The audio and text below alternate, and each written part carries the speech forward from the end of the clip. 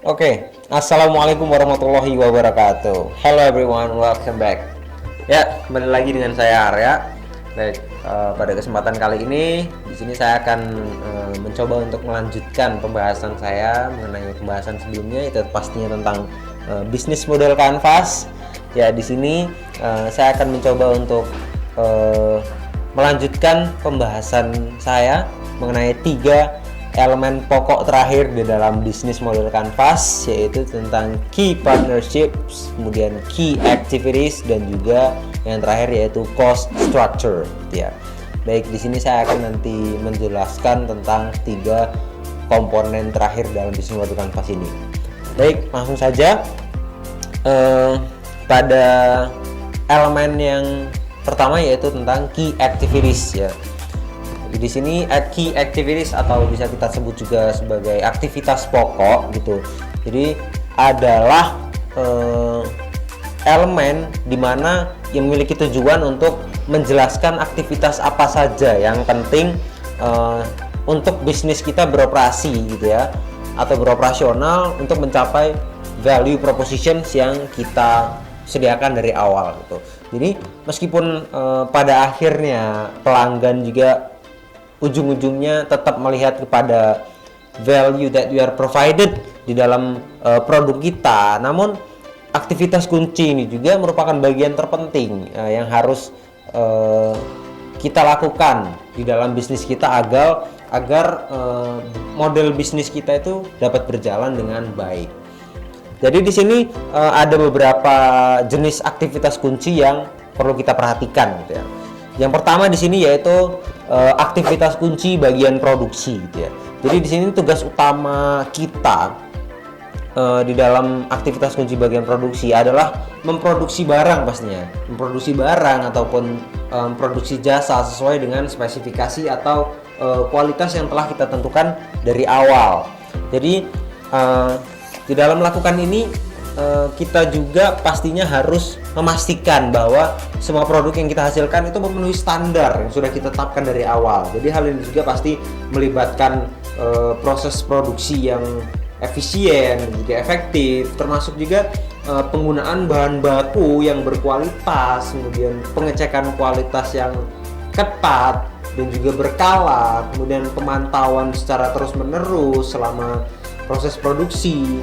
Jadi dengan menjaga kualitas produk yang konsisten dan juga terus-menerus, pastinya perusahaan atau bisnis kita dapat membangun citra atau reputasi yang baik di pasar atau pada pelanggan untuk memenuhi harapan pelanggan juga pastinya. Kemudian yang kedua yaitu aktivitas kunci bagian pemasaran atau penjualan gitu ya.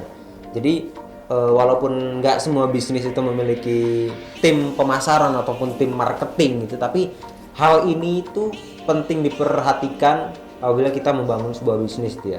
Jadi tugas utama kita ataupun tim pemasaran bila ada dalam bisnis kita itu adalah yang pastinya untuk mempromosikan produk ataupun layanan yang kita jual kepada pelanggan secara potensial gitu ya. Jadi untuk mencapai hal ini pastinya kita harus mengembangkan strategi pemasaran yang efektif gitu kan. Ini juga pasti melibatkan atau mengharuskan kita untuk mengidentifikasi target pasar kita itu seperti apa, meneliti pasar, kemudian juga mengembangkan cara pemasaran yang tepat gitu ya. Jadi pemasaran ini juga membutuhkan kegiatan seperti contohnya periklanan, mengiklankan produk kita, kemudian promosi penjualan, kegiatan digital marketing juga bisa, kemudian juga bisa juga melalui hubungan masyarakat gitu ya, atau interaksi dengan masyarakat secara langsung. Jadi melalui hal-hal itu kita dapat meningkatkan lagi kesadaran atau awareness pelanggan terhadap produk atau layanan yang kita tawarkan gitu. Kemudian yang ketiga yaitu aktivitas kunci di bagian inovasi. Apa sih sebenarnya? Jadi tugas utama kita atau tim inovasi dalam bisnis kita, walaupun nggak semua bisnis itu memiliki tim tersendiri di bagian inovasi, itu pastinya adalah melakukan penelitian atau melakukan research untuk pengembangan dalam meningkatkan kualitas produk atau layanan jasa yang kita tawarkan gitu. Jadi di sini kita juga memiliki tanggung jawab untuk menjaga bisnis kita agar tetap berada di jalur strategi bisnis yang dari awal sudah kita rencanakan gitu. Dalam melakukan hal ini atau bagian kunci ini gitu, kita harus melakukan penelitian pasar juga pastinya. Kemudian kita bisa dengan melakukan analisis tren juga pastinya di dunia industri. Kemudian juga bisa dengan berkolaborasi dengan tim internal untuk mengidentifikasi pastinya peluang inovasi apa sih yang bisa kita manfaatkan untuk mengembangkan lagi produk di dalam bisnis kita. Kemudian selain itu juga tugas kita atau tim inovasi di sini juga mencakup pengembangan fitur dan juga manfaat baru untuk pelanggan pastinya. Jadi melalui hal itu kita dapat mengetahui tentang apa sih kebutuhan dan keinginan pelanggan sebenarnya. Pastinya kita juga dapat menciptakan fitur ataupun keunggulan, manfaat tambahan yang membuat produk kita menjadi lebih baik dan juga menarik lagi untuk pelanggan. Jadi ini juga bisa melibatkan peningkatan fungsi dari produk yang kita jual, peningkatan desain mungkin, kemudian pengembangan solusi yang lebih efisien ataupun pengenalan fitur baru yang memberikan keunggulan yang lebih kompetitif dibandingkan dengan produk-produk lainnya. Kemudian yang keempat yaitu aktivitas kunci tim jaringan. Jadi di sini tugas kita ataupun tim jaringan di dalam bisnis kita itu yang pasti kita harus membangun hubungan yang baik dengan pemasok atau mitra bisnis kita. Juga kita di sini juga bisa berinteraksi dengan komunitas secara luas, gitu ya. Pertama di sini kita bertanggung jawab juga untuk membangun hubungan yang kuat dan baik dengan pemasok atau mitra bisnis. Pastinya ini juga melibatkan identifikasi, kemudian evaluasi yang berkala dan juga pemilihan mitra bisnis yang tepat untuk memastikan pasokan atau stok bahan baku kita itu tetap berkualitas dan layanan yang mereka berikan itu juga baik itu pastinya. Jadi selain itu kita juga harus menjalin kemitraan dengan mitra bisnis itu untuk mengoptimalkan proses produksi atau operasional dalam bisnis kita, juga distribusi, kemudian juga pemasaran dalam bisnis kita. Jadi melalui hal ini, melalui kerjasama dengan mitra bisnis ini yang erat, yang baik, pasti bisnis kita itu dapat meningkatkan efisiensi operasional gitu ya. Kemudian bisa juga mengurangi resiko kekurangan pasokan dan juga kita bisa meningkatkan atau menciptakan keunggulan yang kompetitif dibandingkan dengan usaha atau produk yang lain. Jadi dalam membuat bisnis model kanvas ini, setiap aktivitas kunci itu perlu dipertimbangkan lagi dengan cermat dan tepat gitu ya teman-teman. Jadi yang menjadi pertimbangan dalam menyusun aktivitas kunci adalah yang pertama, aktivitas tersebut harus kita jelaskan secara spesifik, yaitu apa yang akan kita lakukan di dalam aktivitas tersebut gitu ya, dan mengapa hal itu penting untuk bisnis kita gitu. Misalnya aktivitas itu bisa mencakup bagian produksi produk, kemudian pemasaran ataupun promosi, kemudian pengelolaan pasokan, kemudian bagaimana cara kita melayani pelanggan, ataupun penelitian dan juga pengembangan di dalam produk kita. Jadi setiap aktivitas kunci di sini memiliki peranan penting untuk operasional bisnis kita dan juga untuk mencapai tujuan bisnis kita dari awal. Kemudian lanjut ke elemen selanjutnya di dalam bisnis model kanvas, elemen ke-8 yang tidak kalah penting juga yaitu key partnerships atau bisa kita sebut juga sebagai mitra kunci gitu ya. Jadi bagian mitra kunci ini di dalam bisnis model kanvas bertujuan atau memiliki tujuan untuk menjelaskan mitra bisnis apa saja sih yang penting untuk bisnis kita beroperasi dan mencapai value propositions yang kita berikan dari awal gitu. Jadi fungsi utama dari pemilihan atau penggunaan mitra kunci ini itu pastinya agar membuat kinerja bisnis kita itu menjadi lebih efektif dan juga lebih efisien lagi pastinya. Misalnya dengan bisnis persewaan gaun pengantin gitu ya, persewaan gaun pengantin, kemudian toko bunga dan juga fotografer pastinya. Itu seharusnya bisa saling bekerja sama atau saling berpartner untuk sharing gitu ya. Karena mereka itu bisa dibilang bisnis mereka ada dalam satu lingkup gitu ya. Jadi mereka di sini dapat sharing daftar pelanggan sehingga itu pastinya dapat memangkas biaya promosi di dalam bisnis mereka masing-masing gitu ya. Jadi hal-hal seperti itu harus diperhatikan gitu di dalam elemen ini. Jadi untuk lebih jelasnya lagi di sini ada beberapa mitra kunci yang perlu kita pertimbangkan di dalam menjalankan bisnis kita. Yang pertama yaitu pemasok atau supplier pastinya ya. Jadi dalam hal ini pemasok atau supplier memiliki peran penting dalam memenuhi kebutuhan bahan baku dalam bisnis kita ataupun hal-hal lain, komponen lain yang kita perlukan di dalam menjalankan bisnis kita. Jadi di sini pemasok atau mitra yang menyediakan sumber daya untuk produksi atau penyediaan produk layanan kita itu sangat perlu kita perhatikan.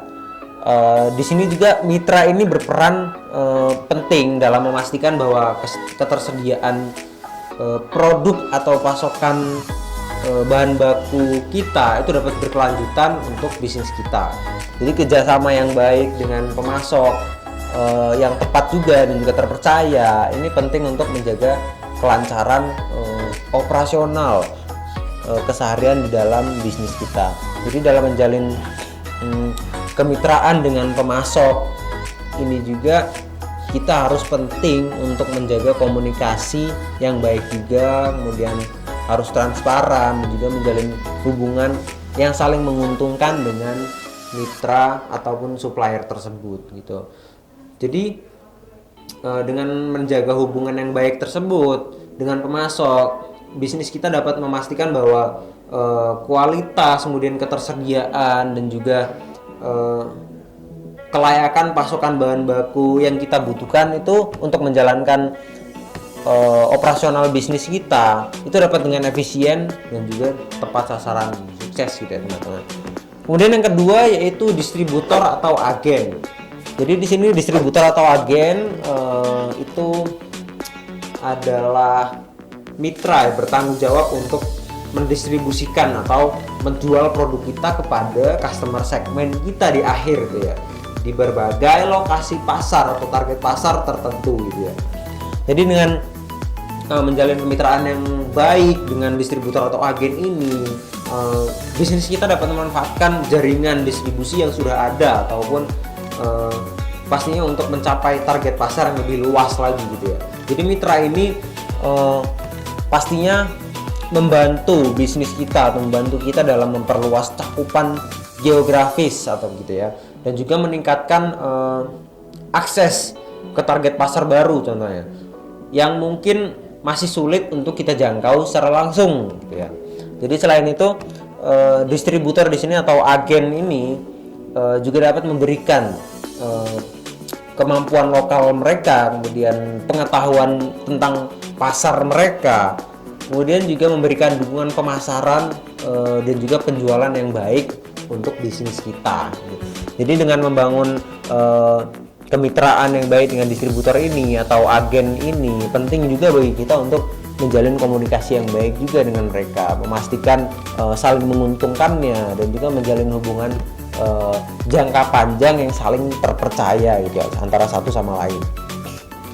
Kemudian yang ketiga yaitu di sini ada licensor. Jadi walaupun tidak semua bisnis itu memerlukan sebuah lisensi untuk menjalankan sebuah bisnisnya, tapi dalam beberapa hal licensor di sini dapat menjadi hal penting yang perlu kita perhatikan dalam menjalankan bisnis. Jadi mitra kunci ini merupakan partner yang memberikan lisensi atau hak untuk menggunakan kemampuan intelektual mereka kepada bisnis kita. Jadi kekayaan intelektual ini dapat berupa mungkin contohnya teknologi yang mereka berikan, kemudian inovasi, kemudian hak paten, mungkin bisa juga dengan merek dagang ataupun hak cipta yang sangat penting gitu ya. Jadi dengan kemitraan bermitra dengan licensor ini, pastinya bisnis kita dapat memperoleh akses ke teknologi atau merek yang kita butuhkan untuk mengembangkan produk dan juga layanan yang kompetitif di pasar gitu ya.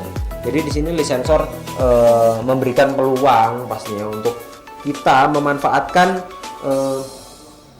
pengetahuan dan juga pengalaman yang telah mereka kembangkan, sehingga ini dapat membantu kita dalam mengurangi resiko dan juga mempercepat pengembangan produk atau layanan jasa kita. Jadi setiap mitra kunci yang sudah kita tetapkan dalam bisnis kita pastinya harus tetap kita pertimbangkan secara matang-matang gitu ya. Jadi pertama-tama penting untuk kita menjelaskan secara spesifik dan juga jelas jenis mitra apa yang terlibat dan bermanfaatnya ataupun manfaatnya yang dapat kita peroleh melalui kerjasama tersebut itu apa gitu ya. Perlu kita pertimbangkan secara spesifik hal tersebut.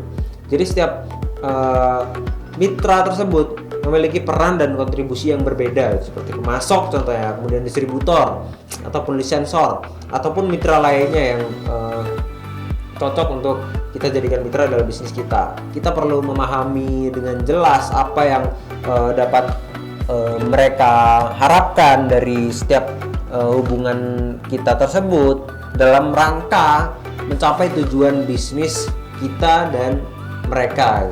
Jadi harus saling berkesinambungan. Jadi selanjutnya perlu juga dipertimbangkan seberapa mudah atau sulit untuk bekerja sama dengan mitra tersebut gitu ya. Ini juga melibatkan evaluasi kecocokan gitu ya.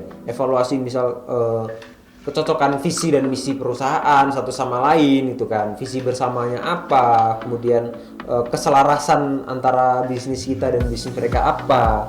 Selain itu juga perlu untuk membandingkan biaya dan juga resiko yang terkait dengan mitra yang kita tetapkan itu seperti apa. Jadi dengan mempertimbangkan secara menyeluruh faktor-faktor tersebut, bisnis kita dapat membuat keputusan yang lebih baik lagi untuk membangun kemitraan yang kuat dengan mitra kunci yang tepat juga pastinya. Kemudian elemen yang terakhir, kita lanjut ke elemen yang terakhir di dalam bisnis model Canvas yang sangat penting juga tentunya, yaitu cost structure gitu ya, atau struktur biaya.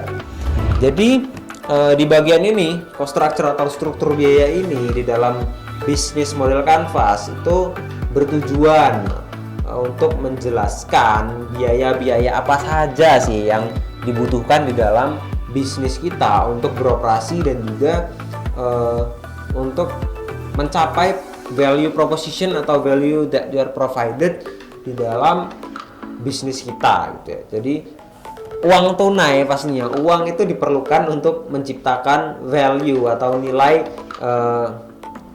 untuk menjalankan program customer relationships, kemudian mendatangkan pelanggan gitu ya. Jadi di sini biaya keseluruhan di dalam sebuah bisnis kita itu akan diperhitungkan, pasti harus diperhitungkan setelah kita mendefinisikan di awal tadi key resources, kemudian key activities dan juga key partners gitu ya. Jadi semua bisnis baik dalam skala besar, skala organisasi maupun individu ataupun perorangan harus membuat daftar biaya-biaya yang harus dibayar dengan uang. Yang pertama contohnya seperti biaya pelatihan atau abonemen gitu ya. Kemudian yang kedua biaya operasional bisnis, kemudian biaya produksi juga perlu kita pertimbangkan atau kita catat gitu ya. Kemudian yang keempat biaya pengeluaran untuk pulang pergi ataupun biaya sosialisasi gitu ya. Kemudian yang kelima biaya kendaraan atau biaya peralatan bagian khusus yang kita perlukan dalam bisnis kita. Kemudian biaya telepon, ataupun transportasi atau internet gitu ya. Kemudian juga biaya sarana dan prasarana pastinya. Itu juga hal-hal tersebut penting untuk kita perhatikan di dalam mencatat cost structure di sini gitu ya. Jadi untuk lebih jelasnya lagi, di sini ada beberapa jenis struktur biaya yang perlu kita pertimbangkan di dalam menjalankan bisnis. Yang pertama yaitu biaya barang jadi. Apa sih sebenarnya biaya barang jadi? Jadi di sini biaya ini meliputi semua biaya yang kita keluarkan untuk memproduksi barang sesuai dengan spesifikasinya, gitu ya. Jadi ini mencakup berbagai elemen biaya seperti biaya bahan baku yang digunakan dalam proses produksi, kemudian bisa juga dengan upah buruh, upah karyawan kita yang dibayarkan kepada mereka yang terlibat pastinya dalam pembuatan barang ataupun produksi produk bisnis kita. Kemudian juga biaya produksi lainnya yang terkait dengan fasilitas-fasilitas dan juga peralatan yang kita gunakan di dalam produksi bisnis kita. Kemudian yang kedua yaitu biaya pemasaran. Jadi di sini biaya pemasaran itu mencakup semua pengeluaran yang terkait dengan upaya mempromosikan dan juga menjual produk kepada pelanggan gitu ya. Jadi ini mencakup berbagai elemen biaya yang diperlukan untuk menciptakan kesadaran, memberikan kesadaran tentang produk yang kita tawarkan gitu, untuk mempengaruhi bagaimana keputusan pembelian pelanggan dan juga mempertahankan hubungan dengan pelanggan secara baik dan juga berkala gitu ya. Jadi salah satu komponen utama di dalam biaya pemasaran ini contohnya adalah seperti biaya iklan yang melibatkan penggunaan media seperti contohnya apabila bisnis besar seperti televisi, kemudian radio ataupun media cetak dan juga media digital marketing untuk mencapai target pasar yang sudah ditentukan gitu. Kemudian yang ketiga yaitu biaya penelitian atau pengembangan apabila diperlukan gitu ya. Jadi di sini biaya penelitian ataupun pengembangan ini juga pasti melibatkan pengeluaran atau membutuhkan pengeluaran yang terkait dengan kegiatan penelitian dan pengembangan produk baru atau peningkatan produk yang sudah ada dalam bisnis kita. Ini juga pasti meliputi berbagai elemen biaya yang diperlukan untuk menghasilkan inovasi ataupun kreasi di dalam perbaikan produk yang memenuhi standar kebutuhan pasar gitu ya, dan juga meningkatkan daya saing perusahaan itu pastinya. Jadi selain itu di sini biaya penelitian dan juga pengembangan juga termasuk pengadaan peralatan khusus yang diperlukan untuk bisnis kita, kemudian perangkat lunak misalnya, ataupun infrastruktur lainnya yang diperlukan dalam melakukan eksperimen ataupun uji coba kelayakan dalam produk bisnis kita. Jadi seluruh bahan uji coba yang digunakan dalam penelitian produk ataupun bisnis kita itu juga merupakan bagian dari biaya ini. Kemudian yang keempat yaitu biaya operasional ya. Jadi di sini biaya operasional itu mencakup semua pengeluaran yang diperlukan untuk menjaga ataupun mendukung operasi atau operasional bisnis kita secara umum ataupun secara luas, secara keseluruhan. Ini pastinya melibatkan banyak sekali elemen biaya gitu ya, yang berkaitan dengan pengoperasian sehari-hari bisnis kita gitu ya. Jadi salah satu komponen utama di dalam biaya operasional di sini adalah biaya sewa tempat misalkan ataupun sewa lahan yang digunakan sebagai tempat kegiatan atau operasional bisnis kita gitu ya. Jadi di sini biaya ini mencakup semua pembayaran bulanan ataupun tahunan untuk menyewa ruangan secara fisik ataupun yang diperlukan hal-hal lain yang diperlukan dalam bisnis kita. Selain itu juga biaya operasional di sini mencakup biaya utility seperti listrik ataupun air, kemudian pemanas dan juga lainnya, serta biaya-biaya telepon, internet dan lain-lain itulah yang kita perlukan di dalam bisnis kita. Jadi perawatan rutin juga kemudian itu merupakan bagian dari biaya operasional yang perlu kita perhatikan di sini. termasuk pemeliharaan peralatan dan juga fasilitas, perbaikan kecil ataupun perbaikan besar, dan juga perbaikan atau penggantian suku cadang, penggantian alat, itu pasti termasuk di dalam biaya operasional di sini ya. Jadi setiap struktur biaya yang ditetapkan di dalam bisnis kita itu perlu dipertimbangkan secara baik, secara tepat dan juga matang gitu ya teman-teman. Semua hal itu pasti harus dipertimbangkan dengan matang. Pertama-tama perlu dijelaskan secara spesifik jenis biaya apa yang diperlukan dan juga jumlahnya itu berapa yang terkait dengan hal tersebut. Pastinya ini akan membantu dalam mengidentifikasi dan juga mengkategorikan pastinya pengeluaran yang diperlukan untuk menjalankan operasional bisnis kita. Jadi selanjutnya juga penting untuk kita mempertimbangkan apakah biaya tersebut bersifat tetap atau bervariasi gitu ya. Jadi biaya tetap di sini adalah biaya yang jumlahnya tetap gitu ya teman-teman. Jadi dalam jangka waktu tertentu seperti sewa gedung tadi ataupun sewa tempat secara bulanan ataupun tahunan. Sementara itu biaya yang bervariasi itu adalah biaya yang fluktuatif ataupun tidak tertentu gitu, tergantung pada tingkat aktivitas ataupun tingkat produktivitas dalam bisnis kita, seperti biaya bahan baku ataupun biaya listrik tadi, yang bergantung pada penggunaan produksi di dalam bisnis kita. Jadi tidak menentu gitu ya. Jadi selanjutnya juga perlu kita membandingkan biaya yang ditetapkan dengan pendapatan bisnis kita untuk kita mengetahui margin keuntungan yang dihasilkan dalam bisnis kita itu bagaimana gitu kan. Jadi hal ini pasti akan membantu kita dalam mengevaluasi keberlanjutan atau profitabilitas di dalam menjalankan bisnis kita. Oke, mungkin itu saja penjelasan saya mengenai 3 komponen terakhir dalam bisnis model Canvas, tentang key partnerships, kemudian key activities, dan juga cost structure tadi ya. Terima kasih dan sampai jumpa.